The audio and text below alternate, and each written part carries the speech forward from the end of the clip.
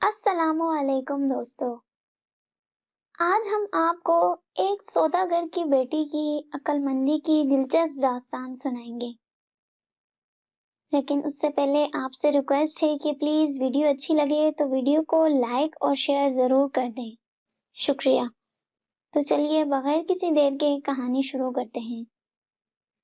بہت عرصہ پہلے کی بات ہے کہ ایک آدمی نہایت پریشانی کے عالم میں قاضی وقت کی عدالت میں پیش ہوا۔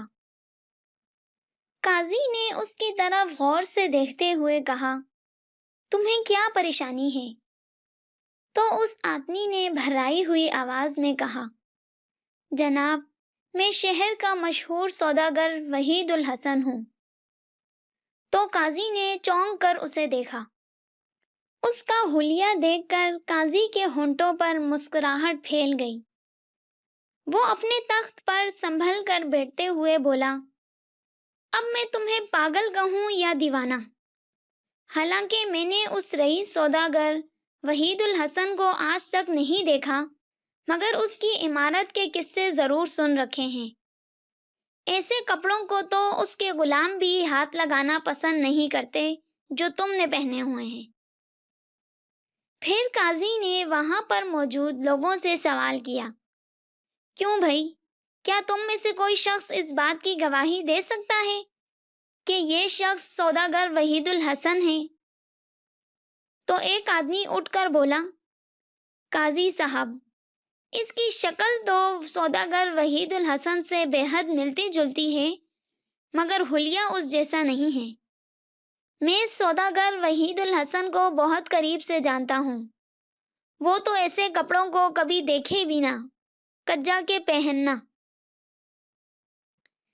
اس آدمی کی بات سن کر اس خستہ حال شخص نے ایک ٹھنڈی آہ بھر کر کہا، قاضی صاحب، میرے ساتھ بہت بڑا دھوکہ ہوا ہے، اسی لیے تو میں آپ کے پاس انصاف مانگنے کے لیے حاضر ہوا ہوں۔ مگر یوں معلوم ہوتا ہے کہ جیسے آپ کو میری بات پر یقین ہی نہیں آ رہا۔ اگر آپ ہی میری بات نہیں سنیں گے تو میں اپنی فریاد لے کر کس کے پاس جاؤں گا؟ تو قاضی صاحب سنجیدہ ہو کر بولے، اچھا، تم اپنی کہانی سناؤ، تمہارے ساتھ پورا انصاف کیا جائے گا۔ تو اس آدمی نے کہا، جیسا کہ آپ سب جانتے ہیں کہ میں ایک سوداگر ہوں اور مجھے شکار کا بے حد شوق ہے۔ یہ کل ہی کی بات ہے، میں اپنے گھوڑے پر سوار ہو کر جنگل شکار کی غرض سے گیا اور یہیں سے میری بدقسمتی شروع ہو گئی۔ ایک ہرن کے پیچھے میں جنگل میں دور تک نکل گیا۔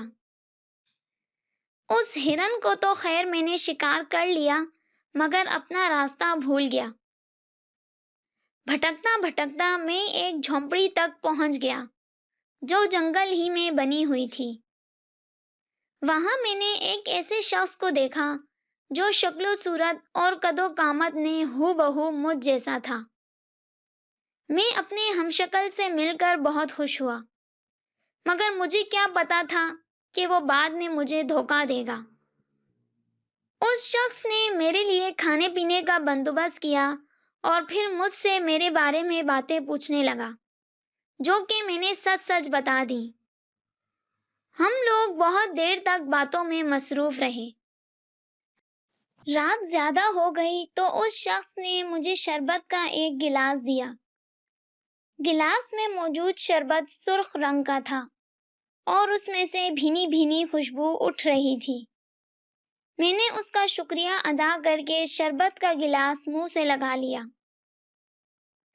ابھی میں نے آدھا شربت ہی پیا تھا کہ میرا سر چکرانے لگا اور میں زمین پر گر پڑا۔ پھر مجھے کوئی ہوش نہ رہا۔ اگلے روز میری آنکھ کھلی تو میں جھونپڑی میں اکیلا تھا اور وہ شخص وہاں سے غائب تھا۔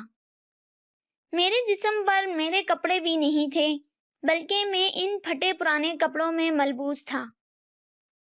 میری سمجھ میں کچھ نہیں آ رہا تھا کہ میرے ساتھ کیا ہوا ہے۔ خیر، میں جھونپڑی سے نکلا اور بڑی مشکلوں سے راستہ تلاش کرتا کرتا اپنے گھر تک پہنچ گیا۔ مگر اس وقت میرے صدمے کی کوئی انتہا نہ رہی جب میرے ملازموں نے بھی مجھے پہچاننے سے انکار کر دیا اور مجھے دھکے دے کر وہاں سے بھگانے کی کوشش کی۔ میں ان کو یقین دلانے کی کوشش کرتا رہا، مگر ان میں سے ایک ملازم نے مجھے زور کا دھکا دیتے ہوئے کہا کہ وحید الحسن تو گھر میں اپنی بیٹی کے ساتھ موجود ہے، تم دھوکے باز ہو، یہاں سے چلے جاؤ ورنہ ہم ابھی سپاہیوں کو بلا کر تمہیں جیل بھجوا دیں گے۔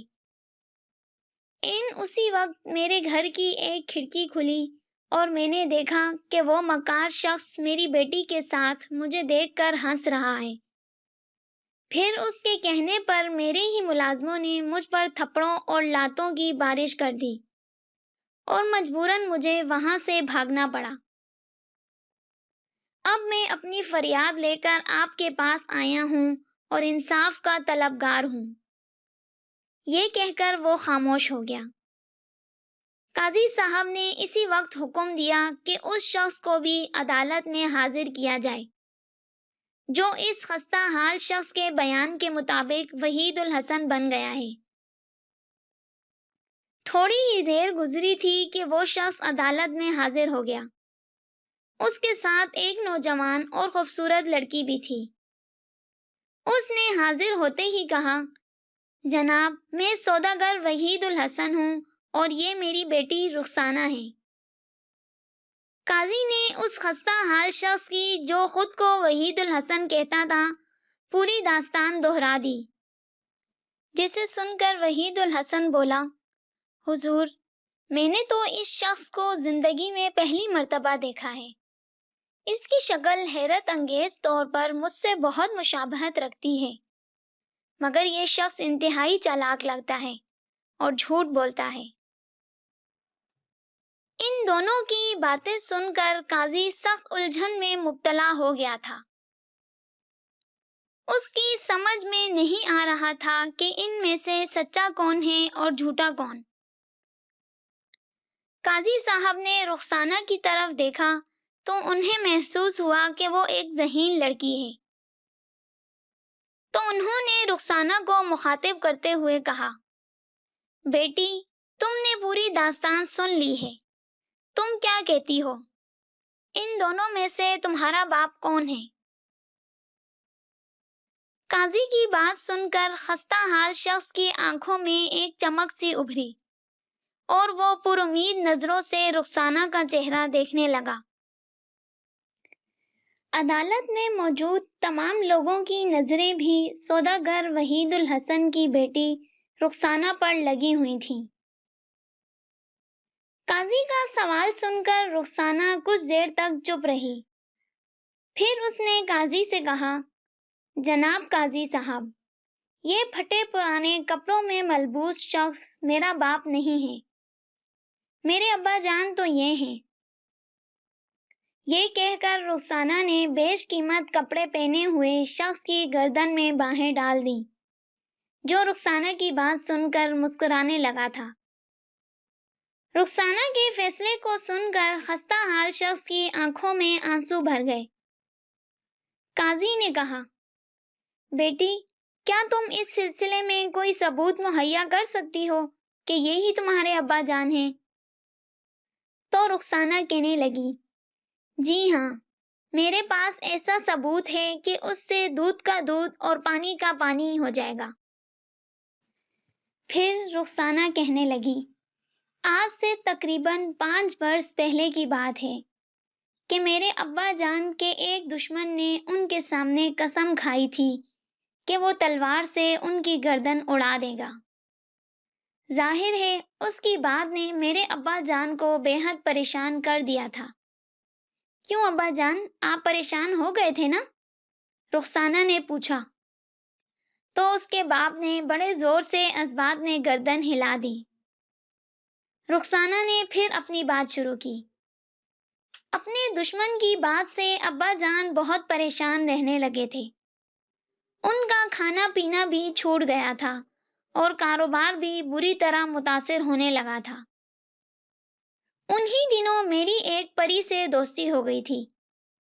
جب میں نے اس کو اپنی کہانی سنائی تو اس نے وعدہ کیا کہ وہ میرے ابا کی پریشانی دور کر دے گی۔ اس نے میرے ابا کی گردن پر اپنی جادو کی چھڑی لگائی اور بتایا کہ دنیا کی تیز سے تیز دھار والی تلوار بھی اب ان کی گردن کا کچھ نہیں بگاڑ سکتی۔ بہرحال میرے ابا کا دشمن تو ایک روز خود آسمانی بجلی گرنے سے جاں بحق ہو گیا اور اس بات کی نوبت نہ آئی، مگر اب میں ثبوت کے لیے یہی بات آپ کے سامنے پیش کر رہی ہوں۔ آپ جلاد کو بلوائیے اور میرے ابا کی گردن پر تلوار چلوا دیجیے، ان کی گردن نہیں کٹے گی۔ رخسانہ کی بات سن کر بیش قیمت کپڑوں میں ملبوس شخص کا چہرہ سیاہ پڑ گیا تھا۔ قاضی نے فوراً جلاد کو بلوانے کا حکم دے دیا تو رخسانہ دھیرے دھیرے مسکرانے لگی، پھر خستہ حال شخص سے مخاطب ہو کر بولی، اب تمہیں اپنے جھوٹ کی سزا مل جائے گی۔ تم میرے ابا کی جگہ حاصل کرنا چاہتے تھے نا؟ تھوڑی ہی دیر گزری تھی کہ سیاہ فام جلاد ہاتھ میں چمکدار تلوار لیے اندر داخل ہوا تو قاضی نے اسے حکم دیا کہ وحید الحسن کی گردن پر پوری قوت سے وار کیا جائے، مگر ابھی جلاد نے تلوار فضا میں بلند کی ہی تھی کہ وحید الحسن قاضی کے قدموں پر گر پڑا اور روتے ہوئے بولا، قاضی صاحب، جلاد کو روکیے ورنہ میری گردن کٹ جائے گی۔ میں سوداگر وحید الحسن نہیں ہوں، وحید الحسن تو یہی آدمی ہے۔ تو قاضی نے سپاہیوں کو نقلی وحید الحسن کو گرفتار کرنے کا حکم دے دیا اور رخسانہ دوڑ کر اس خستہ حال شخص کے سینے سے لگ گئی۔ پھر اس نے قاضی کو بتایا کہ وہ بھی یہ فیصلہ نہیں کر پا رہی تھی کہ اس کا باپ کون سا ہے، اس لیے اس نے خود سے ایک کہانی گھڑ لی تھی۔ تو رخسانہ کی بات سن کر قاضی صاحب نے رخسانہ کی عقل مندی کے اعتراف کے طور پر اسے اپنی طرف سے 500 اشرفیاں انعام میں دیں، کیونکہ اس کی ذہانت کی وجہ سے ایک الجھا ہوا مقدمہ منٹوں میں حل ہو گیا تھا۔ اس روز پورے شہر میں اس عجیب و غریب مقدمے کا چرچا ہوتا رہا۔ اصلی سوداگر وحید الحسن واپس اپنے گھر پہنچ چکا تھا اور اس بات پر پھولے نہیں سما رہا تھا کہ خدا نے اسے رخسانہ جیسی ذہین بیٹی عطا فرمائی ہے۔ دوستو، آپ کو یہ کہانی کیسی لگی؟ کامنٹ سیکشن میں ضرور بتائیے گا۔ ملتے ہیں نیکسٹ ویڈیو میں، تب تک کے لیے اللہ حافظ۔